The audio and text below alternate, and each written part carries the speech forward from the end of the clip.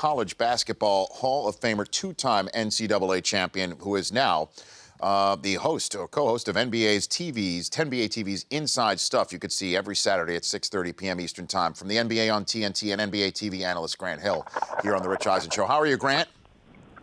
I'm good. How are you? I am doing great. Thanks for calling in the show. I appreciate it.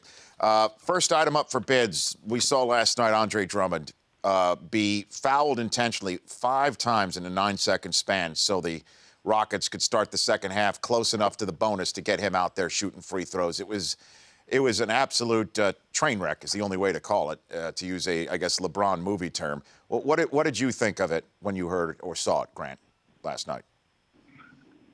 Yeah, well, I mean, it's not the first time that's happened. Obviously, we're all familiar with the hack-a-shack term, I guess, if you want to use it. Sure. That you know, back when Shaquille was very dominant, and teams, you know, to try to get back in games or at least slow momentum down would you know, go to that sort of that approach. And we've seen it, you know, with Dwight Howard, and now as Andre Drummond has evolved into an all-star, potentially the best center in the game at such a young age. You know, it's one of those things that is continuing on. And so on one hand, for a guy like Andre Drummond, I'm just looking at it as a former colleague, you know, be encouraged, because they feel like that's the best way and the only way to stop you. But also in the same breath, that's an area where he'll need to improve. And he knows that, and he'll continue to work at that. But you know, you do have concerns about the game. You know, you want to present a good product to your consumers, to your customers. And when you're constantly fouling and putting to the free throw line, that's not always entirely fun to watch. So it is, you know, a little bit of concern in that regard. But it's within the rules, and Houston has every right to do that. And you want to use every possible strategy to try to ultimately win the game. Well, what about changing the rules? Would you be up for that, Grant? Yeah, I mean, I think so. I think we're open to that idea, and I would assume the league would be as well. Anything that can be done to enhance the game and make it a pleasurable experience for fans, I think the league is committed to that. And so the idea of maybe tweaking that rule or implementing some penalties in those type of scenarios, I'm sure has been discussed. And after last night, will probably continue to be discussed. Yeah, I mean, the commissioner last June was on this show, Grant, and he said he wanted to see one more year of data before really chewing into this thing. And, I mean, having as you said, perhaps the best center of the game put on display, doing something that he is challenged at doing, in a game against James Harden, right, where he's triple-doubling, and we're not talking about that. Maybe that's something that will move the needle in a direction where, let's say, anybody who fouls intentionally away from the ball, that the team that is fouled gets one free throw and maintains possession of the ball. Would that be something that you think would stop it, or you think that's too harsh? Well, I mean, I think you have to be careful. First of all, I'm not opposed to that idea. I think the intention or the purpose of implementing a rule change, not so much about because he has a weakness. I mean, we all have strengths and weaknesses, and it's the job of the opposing team to try to capitalize on that. I'm just thinking in terms of the flow of the game. And, you know, when you're watching a game as a fan in person or on television, and you see the continuous stoppage of play and fouling, it's not fun. You know, what makes our game, I think, the greatest game is that it's a continuous flow, continuous changing of ends and changing of possessions. And, you know, if you've never been to a game or even never watched basketball, I think it will immediately bring you in because it's almost free-flowing. And so when you have at that end of the game, the exciting time of the game, or end of a half, or any point for that matter, where you just consistently – there's not really a strategy of how you're going to solve a problem or double team somebody or stop a player, but you're going to intentionally foul. I think it just disrupts the rhythm and flow.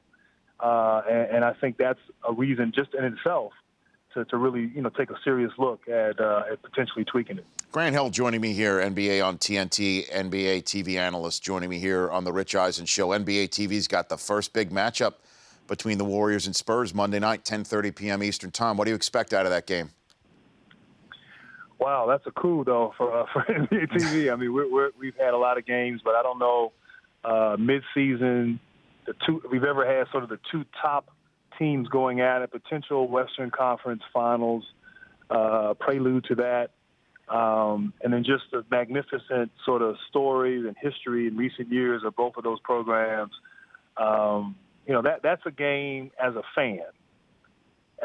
Regardless of what your team is or who your favorite player is, that's a game you tune in for. That's a game that you look forward to watching because you're going to see greatness at all levels on display. So, some people think that San Antonio, obviously last season they blew out the Warriors twice.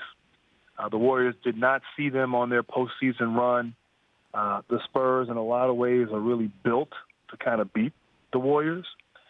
But have the Spurs played against a team that is so versatile and can score in a number of ways and just has the depth and the versatility to go big, go small, and then, a guy like Curry and Draymond Green. And so it's going to be, a test of wills in a lot of ways and a test of skills. But to see these two teams on display, the two of the best thus far this year, will be a lot of fun. How long does a loss like the Cavs suffered to the Warriors linger, do you think, Grant? That was a huge beatdown on Martin Luther King Day night in front of the whole country. I mean, that was brutal. Yeah, that was brutal. I think not only the beatdown, not only we're on a national TV stage with a national TV audience, but the fact that this is the team that you're chasing. This is the team that you had a chance to win a championship.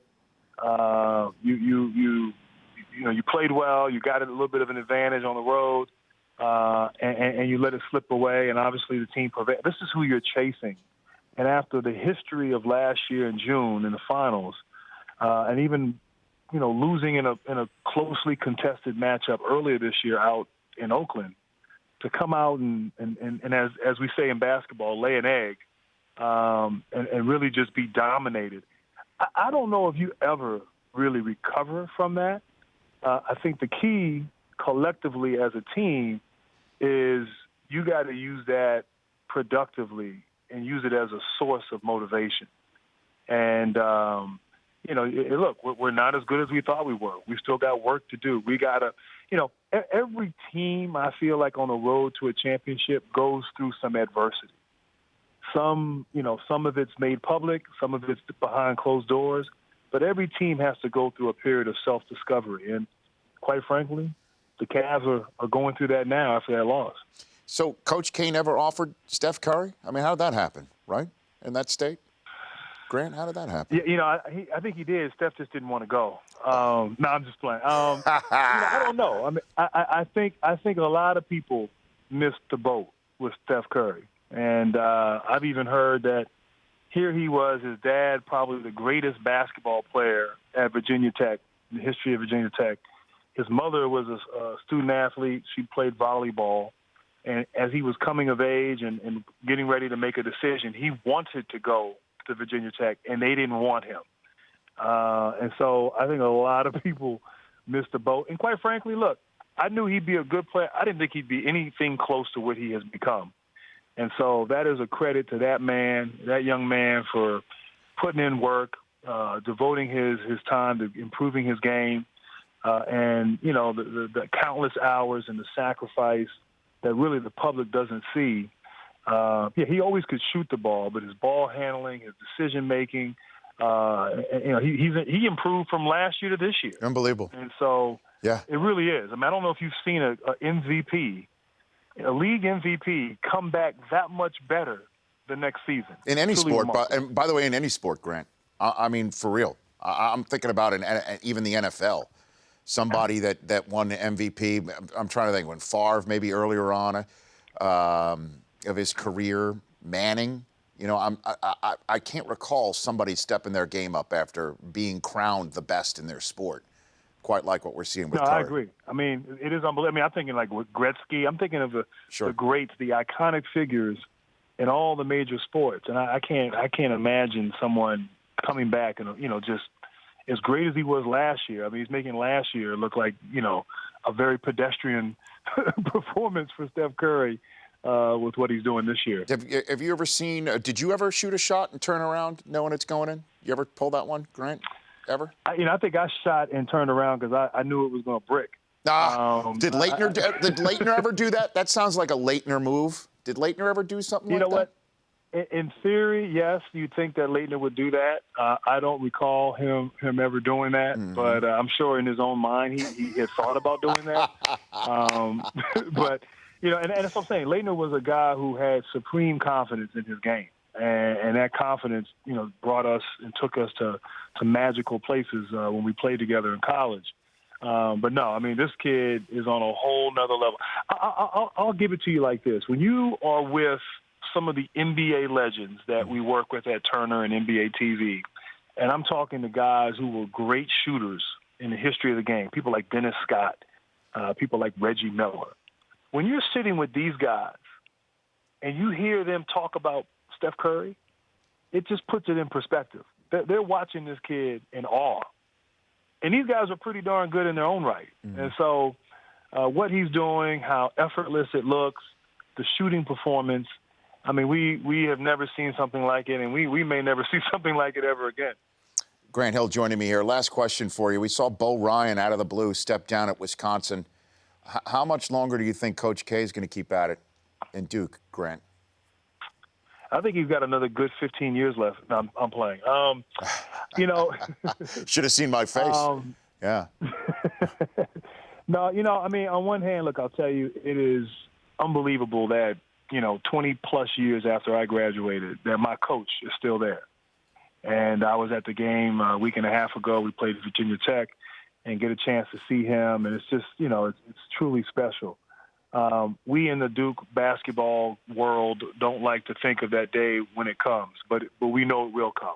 And obviously, stepping down after this summer from his responsibilities as the head coach of USA Basketball, I'm sure that wasn't an easy thing, as I know he got so much joy and fulfillment out of that experience, having been a West Point guy, representing your country, coaching the best in the world, and winning gold medals. But he, I think, understands the time has come, and I'm sure a decision in terms of coaching at Duke will come, shortly in the pipeline. And I don't know when, if it's 5 years, 2 years. But so personally, I have just sort of said, okay, I want to just experience this man and experience this success and really appreciate him while he's doing it. Because, soon enough, whenever that time comes, it'll change. And so, I just, and hopefully we can still sustain a level of excellence. But, so I try to get in as many games, watch games in person, watch them on TV, and truly just recognize how appreciative and how special he's meant to the game of college basketball, and how fortunate I was to have played a small role in his legacy. More than a small role. Last question for you, Grant. I know I said last question, but this is real. I heard this story. Is it true Roger Staubach named you, Grant? Is that a true story that he came up with your name? It's true story. It's true story. So my dad, my mom and dad were expecting a girl, and so they had all these girls' names lined up, and so when I was born, obviously a boy, they weren't prepared, and anyone who knows my dad knows that he's very thoughtful and deliberate with any decision. In other words, a man can't make a decision. So after being just baby boy Hill for 2 or 3 days, Roger Staubach, who was then a teammate of my dad, came by the hospital and basically took charge like he takes charge in the huddle, and came up with the name Grant, which I'm named after my paternal grandmother's maiden name. Okay. So growing up in D.C. as a Cowboy fan, it was always my badge of honor to say that Roger Staubach named me. Roger Staubach said, just name him Grant, right? Just said, let's cut it out. Let's just name him Grant and get it done with it. Essentially, that's what happened. There it is. Grant Hill. Quarterbacks can be impatient. He got right to it. Grant, thanks for the time. I look forward to the next time already. Thanks for calling in. I appreciate it. Thank you. You bet. At Real Grant Hill 33 here. The Rich Eisen Show, weekdays at noon Eastern. On Audience.